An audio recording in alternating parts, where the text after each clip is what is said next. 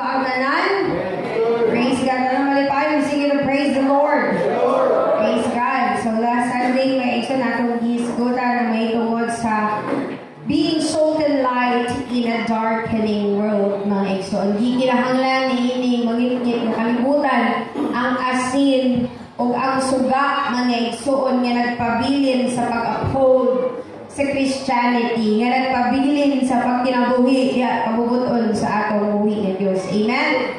Praise God. And this time, mga igsoon, sa walay paglangan, at ito sa lain nga pagtulunan, diha sa libro sa Matthew chapter 13, verse 22, and ingon diha mga igsoon, the seed falling among the thorns refers to someone who hears the word. But the worries of his life and the deceitfulness of wealth choke the word, making it unfruitful. Isbutan nato kining kabuntagon ng igsoon, kining mahingtungod sa word nga ang unfruitfulness.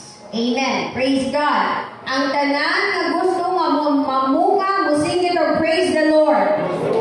Praise God. Kung saan man ako pagkamunga nga wala man ko'y gitanong.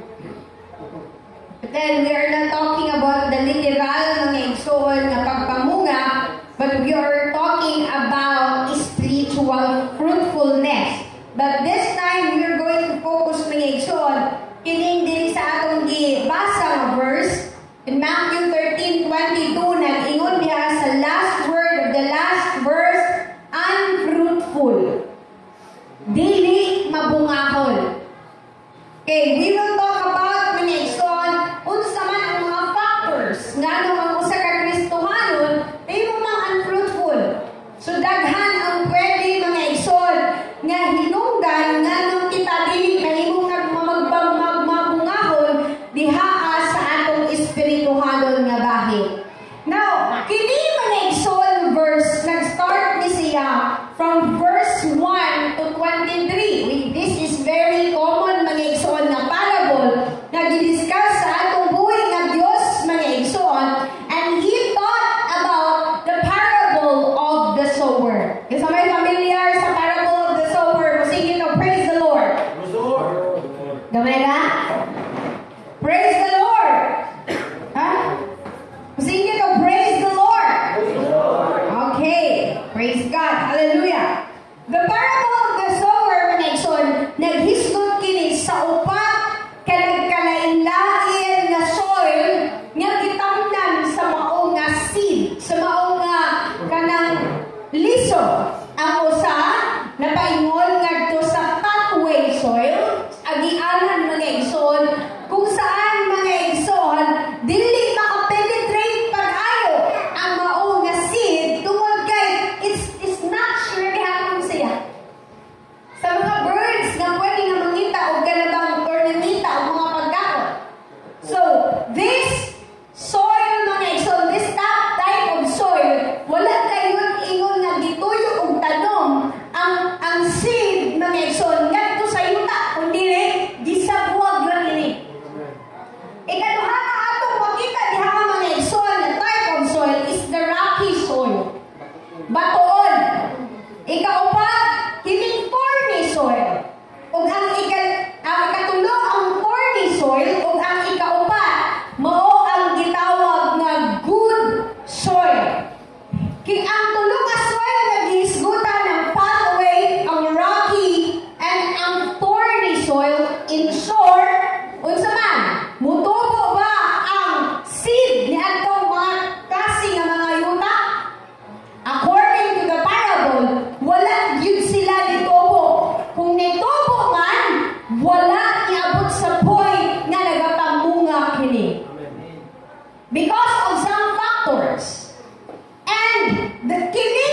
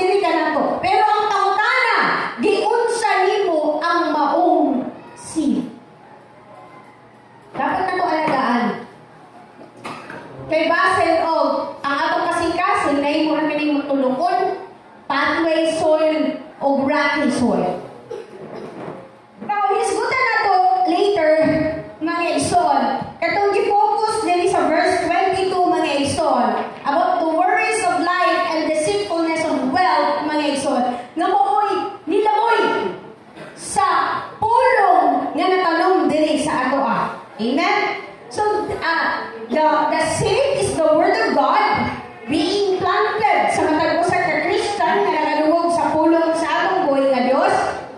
Pero matod pa ang distractions, worries of life and pursuit of wealth mao kini ang nahimong babag nganong dili nahimong fruitful ang mao seed.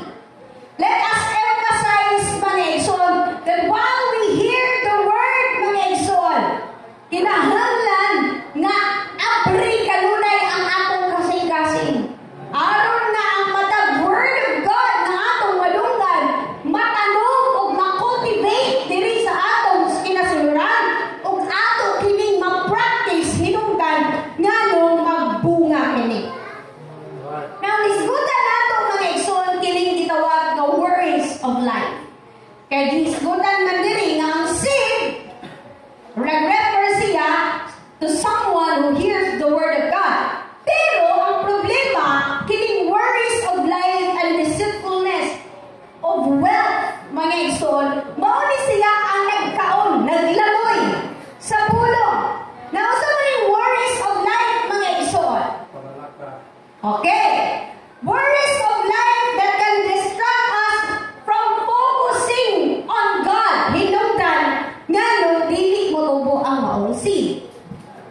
We have fear. Kahadlok, kabalaka, mga igsoon of what will happen in the future. Dili kali kaya. Human as we are, mubati kag kabalaka. Labi na o mabalitaan nato nga, ala, naibagyo nga moabot. Labi na o makita nato nga, kalabang, naata sa balatian. Dili malikayan, mga igsoon nga, kalabang mubati taong kahadlok. And remember that fear is gisgutan diri nga worries of life, mga igsoon, makachoke siya. Mulamoy siya sa mga saad sa atong buhay nga Diyos.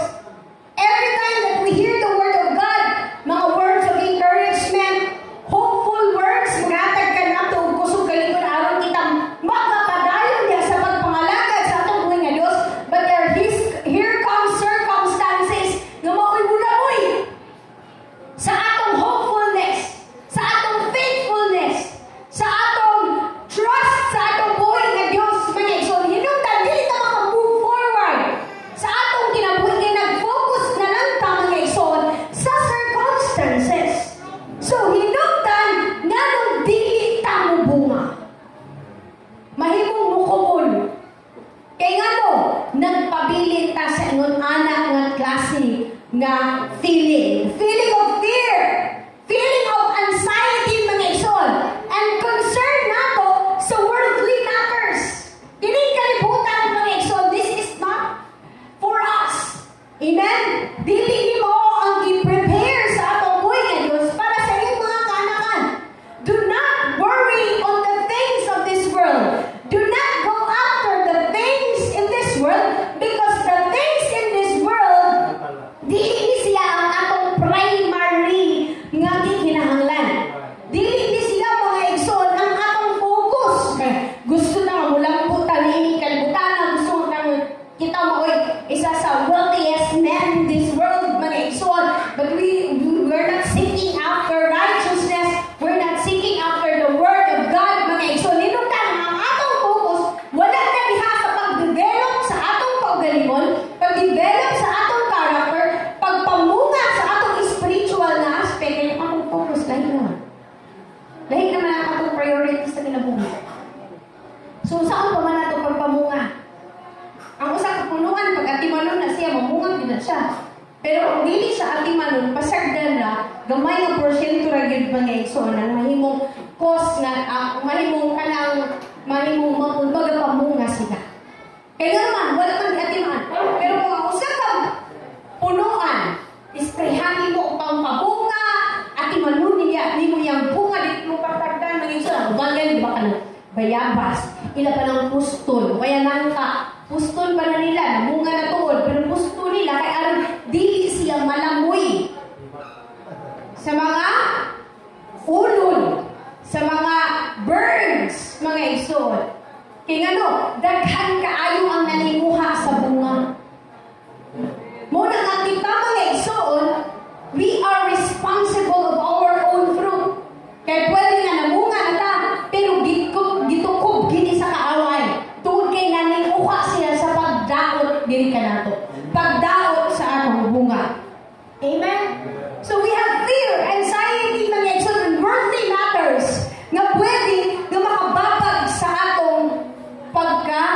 pagka-fruitful ng Christian. Hinungdan, it will lead to unfruitfulness. So, we must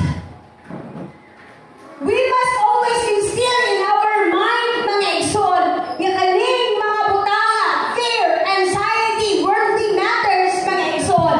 Mo kini ang mga-prevent sa ato to fully embrace God's Word and living according to His will. Wala na ito nagahimo o nagapamuhat uyon sa kabubuton sa atong buhay na Diyos because our priorities, our focus, naana ka sa circumstances. Naana ka sa atong fear. Naana ka sa atong worries.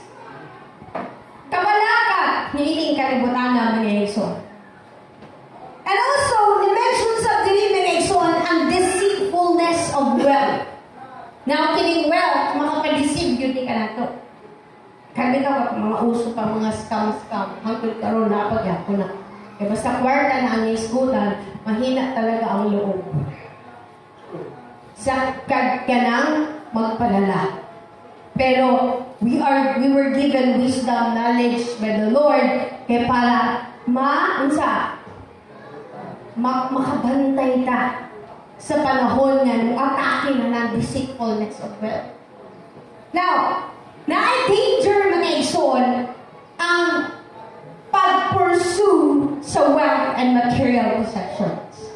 It's okay that we work hard because normal naman kayo na magmukhaon ta. Kung dili lamang ka magmukhaon, wala naman tayo gastuhan ng kalibutan na kung may atong trabaho o sa may pulo sa atong pagpanarbaho kung wala man tayo gastusan. But we are still living in this world. No, muna maningkamot ta in the best that we can to provide the needs of the family, to provide our personal needs. Pero lahi na po ningon ta nga pursuing wealth and material possessions. Kaya naman, gihimo na nimong priority ang material na utang, gihimo na nimong priority ang imong wealth, pero wala na nimong gihimong priority ang imong kaugalingon, nga gikinahanglan niini ang pulong sa Ginoo. Nga gikinahanglan niini mga igsoon ang presensya sa atong buhay nga Dios. So, desire of wealth can lead us to greed.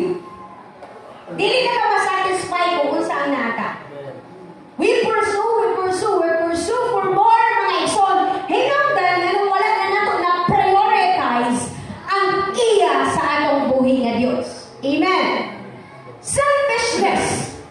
It will lead us to selfishness if atong i-prioritize ang pag-desire for wealth. Kaya nga naman, gusto man sa ato nga ako ra ni. Why imo ani?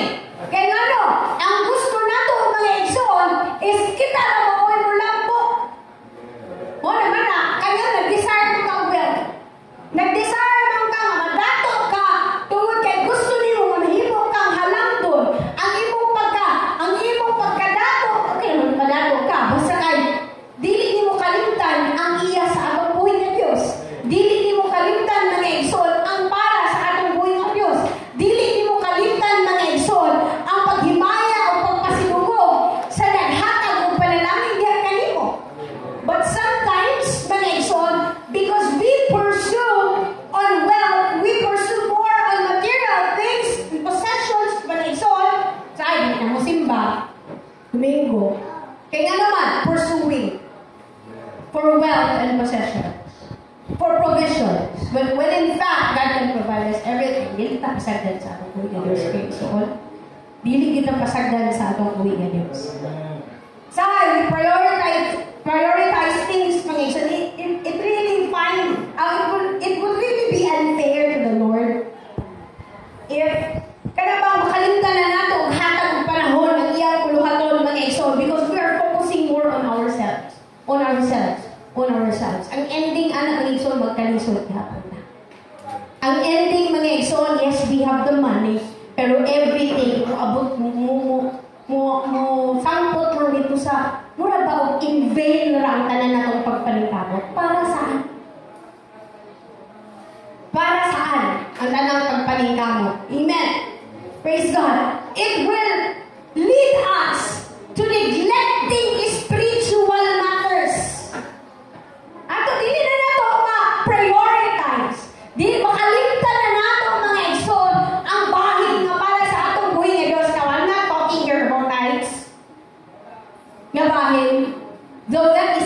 responsibility. But I'm also talking here about the time. Nga dapat nato nga ihatag sa atong buhay nga Dios. Because He deserved everything. He deserved our time. Ihatagan na niya ang time 24/7 a day. Wala na niya pasagdi. Gitagaan na niya ang hangin nga atong malanghap kada adlaw. Gi-provide na niya ang kanabang shelter nga pwede nato nga kapasilungan. Gi-provide niya ang atong panginahanglan though we are working for it. Pero kung di kita tabaan sa atong buhay nga Dios, di kita matagaan ang source of income. Amen? So let us not forget and neglect spiritual matters because importante kaayo ning mag-igsoon para sa atong buhay nga Dios. Kung tagaan nato og bahin ang atong buhay nga Dios, tagaan nato og time ang atong buhay nga Dios, unsa man ang atong gipaningkamutan mag-igsoon ang atong buhay nga Dios, magadupli sa panalangin sa matag panahon nga ikaw mulihok mga igsoon para mabuhi ang imong pamilya, para ma-provide ang needs nato mga igsoon niya sa pag-provide sa atong family at sa buluhaton sa atong buhay nga Dios. Amen? Let us always recognize the true wealth. That the true wealth comes from our relationship with God. Amen? Ang atong tinuod nga kanabang wealth, kayamanan, it's not of this world. Temporary naman tanining kalibutana. Mga wala naman tanining kalibutana. Mamatay naman ta. Kung mga matay naman kaya pagkanan, lain sa bana. Muraman okay. Desperado na ba? Pero, mayan lang sa amor, matay naman kaya pagkanan. So that just means mga igsoon nila dapat i-prioritize ang mga butang ni ining kalibutan kay gikan sa bakba sa mga tao ni ining kalibutan nga matay ra kaya punta ni kalibutan na. So ibig sabihin biyaan giting tanan nga ipaningkamutan nato biyaan na nato. No? Grabe makita nimo ang kalibutan nga grabe ang pagpaningkamot para sa kaugalingong paglambo. Para sa kaugalingon mga igsoon ng wealth. But neglecting the Word of God. And that is reality. No? That is reality sa kalibutan mga igsoon.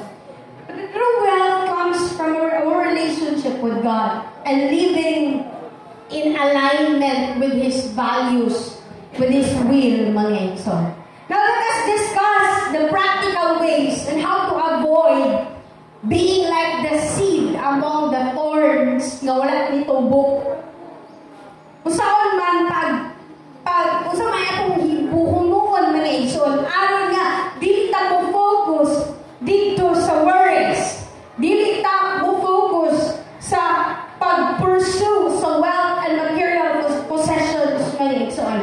Now una, we have to encourage regular prayer and reliance on God. Amen? Nga ang tanan natong worries, ang tanan natong kabalaka, atong ikas diha sa atong buhay nga Dios. Atong itugyan o isurrender diha sa atong buhay nga Dios. In 1 Peter chapter 5 verse 7, atong basahon. 5 verse 7, casting all your cares upon Him, for He careth for you. Lord, naging ko mahimo na rin ako sa sitwasyon, Lord, saan na rin ako. But I will cast everything to you. I lay all of my burdens down at your feet. Diba sa awit, I cast all my cares upon you. I lay all my burdens down at your feet. And every time I don't know what to do. Mga dito sa point, kung wala na tayo kabulong, saan ako himuon? May utang desperado. Tinarman, Lord, I don't know. I did everything that I can to solve my problem. Pero, matun pa sa awit, and every time we don't know what to do, cast everything to the Lord. Itong yan rangan lang din sa atong buhay ng Diyos. Amen? Ganun mo pursue man na to wealth and material possessions. Kaya mahadlok na. Kaya basin mo niya, wakot ang adlaw, makahulot, mahugdan ta, wala na tayo gastuson. Kaya lagi, we want to prepare everything for our future, for our children, for the next generation to come. Gusto sa ang mga parents, normal, di mo gulo kita sa gabi, na mo gusto nga ma-experience sa among anak. Kung among na-experience ka kalisod sa una. That's why we pursue after it. But sa mga times, wala na tayo mahimo, sa mga times na dili nato control ang tanan, mga igsoon, cast everything to the Lord. Kung ang atong buhi nga Diyos, mga igsoon, buhaton niya, mga igsoon, ang angay na nato nga mamadawat. Amen? Ang angayan nga tabang mga igsoon nga atong madawat. Let us pursue more on the importance of prayer. Ikaduha, di ba? Regular prayer and reliance to God. Ikaduha, mga igsoon, prioritizing spiritual growth, mga igsoon. Instead of pursuing material things, pursue spiritual growth. Muna atong paningkamutan. Nga, kanabang mas mulang ko, though I'm not telling you nga, pasag din ang inyong pamilya. Alag magutong. Pasag din, I'm not telling you that. Kaya nga, balance is the key. Ibig sabihin, ayaw sa kalimti mga igsoon, ayaw pamilya, ayaw po kalimti mga igsoon, ang para sa atong buhay na Diyos. Pero unahon nato kanunay ang iya po sa atong buhay na Diyos. Matthew 6:33. Grabe naman ang gas-gas. Kung saan man natin? Oh, but seek ye first the kingdom of God and His righteousness. Unahon nato mga igsoon, ang pagpangita sa gingharian sa Diyos. Unahon nato ang pagpangita mga igsoon, ang pag-grow spiritually mga igsoon, and matod pa, all these things shall be added unto you. Idugang ra ang uban.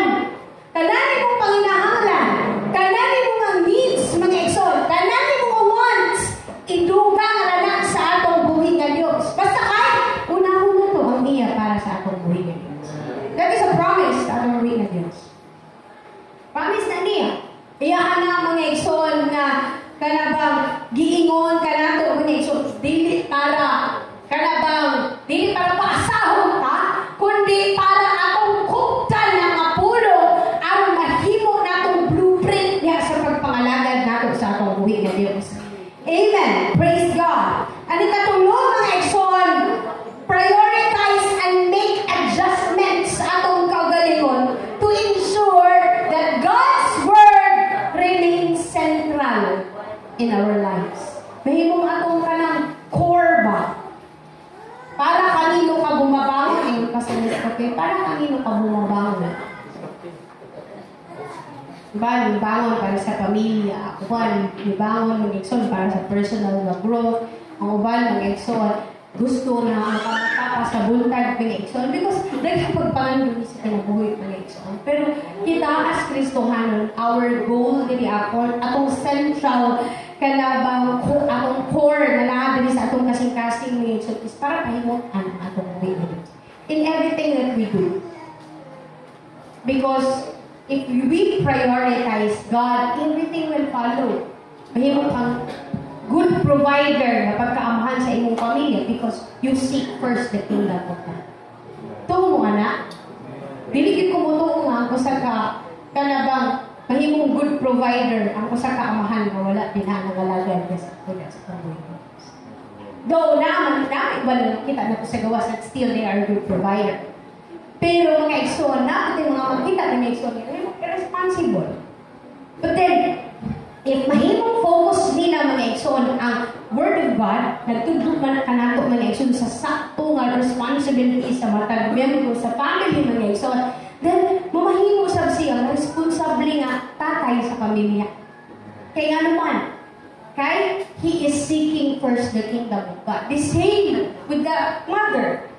Mahimong imong ron isip usa ka inahan diha sa pamilya, mahimong imong matuman o mahimo nga imong iligan imong mga anak mga igsoon diha sa pagpangalagad sa Dios as well as the Father mga igsoon. Ug ang usa ka pamilya mahimong magpuyo mga igsoon nga anaa ang kalipay, anaa ang pagkahiusa, anaa